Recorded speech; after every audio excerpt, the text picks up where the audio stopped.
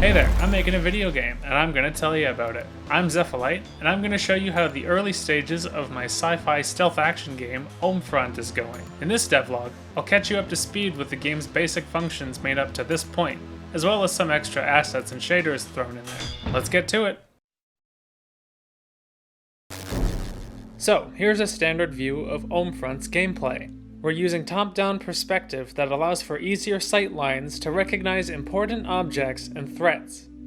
The camera is capable of freely panning, rotating, and zooming based on the player's input. You can pan around the camera by holding the middle mouse button with mouse movement, using WASD, or moving the mouse to the edges of the screen. The rotation can be changed on pressing Q and E, or by holding the right mouse button with mouse movement. And lastly, the scroll wheel controls the camera's zoom level. All sounding fairly basic so far, but there's a few unique changes in place to help the camera feel better for this type of perspective. For starters, every movement the camera takes is a smoothly interpolated movement. All types of camera input apply momentum to an invisible object that the camera is pointing towards at all times. I wanted to eliminate any kind of stuttery or awkward movement in the camera as soon as possible.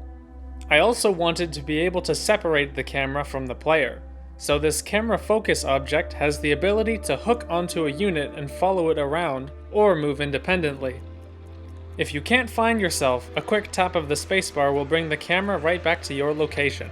For screen edge panning, I often noticed in games that use it that when the cursor is on the edge of the screen, the camera will linearly move in that edge's given direction at full speed. But the cursor's perpendicular movement doesn't do anything until you hit the adjacent edge. This causes jolts of movement when the player isn't expecting it. Too much start and stop when we're looking for fluidity. Instead of tying the camera movement to whatever side the cursor is near, the cursor has a function that activates when it's near any screen edge, and then every frame it takes the normalized direction from the center of the screen to the cursor position. This allows for a form of smooth camera steering that should feel better to control where you want it to. Additionally, zooming in Ohmfront is a bit different from a standard field of view change. For inspecting things up close in a top-down game, a better camera position and rotation is just as important as an altered field of view. To fix this, I've rigged up a system that can interpolate a camera's position and rotation between static transforms for the minimum and maximum zoom values.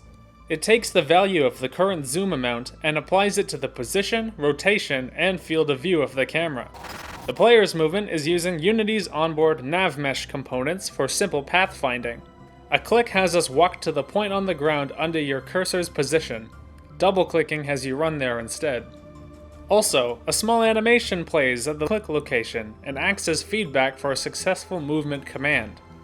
Right now we have one enemy capable of patrolling along a series of set points per level for each enemy. Their patrol can be a full loop or a back and forth path.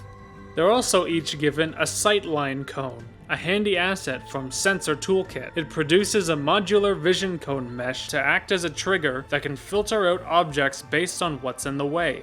The current enemy also uses a nav mesh agent, but only when it's trying to chase the player. Otherwise, it uses a series of scriptable objects to act as states, conditions, and decisions that each AI agent calculates. Unity Learn provides a fantastic explanation of this system, and was a great starting point for the AI depth I was hoping for. For instance, an unalerted enemy is capable of following its movement commands and maintaining its sightline. Once a target has appeared in line of sight for long enough, it switches to an observing state, where it halts its movement and looks towards the target to attempt to verify the intruder. If it does, it enters attack mode and takes off towards the player until it reaches you. If only seen briefly, the enemy will return to its patrol. While currently basic, this level of abstraction and separated events will make future AI changes easier to adapt, such as an uncertain enemy investigating the player's last seen location, setting off an alarm, or avoiding traps left in plain sight. The player and enemies are on a layer that marks them as targetable objects, where certain gadgets or game events affect a target that the player has selected. Selection uses HDRP outline to modify the target's material to highlight it through other surfaces. With a double click on a target, that object becomes the camera's follow focus. By separating camera focus from unit selection, it's possible to maintain a close eye on a threat, or to prepare a strategy ahead of time. Lastly, I've adapted a fog plane shader from Cyanilux, a very talented shader artist, while also throwing in some vertex displacement to get a billowing ground level fog to sell the mood. I find it important to get much of the programming out of the way so I can really hunker down and focus on churning out detailed art assets. That's about it for base systems. There's more to come, but they're a bit more in-depth, so they'll probably get their own devlogs later on. The next devlog is where we start getting visceral. I'll show you the breakdown of the first death trap you create in Ohmfront. Until next time, take it easy out there.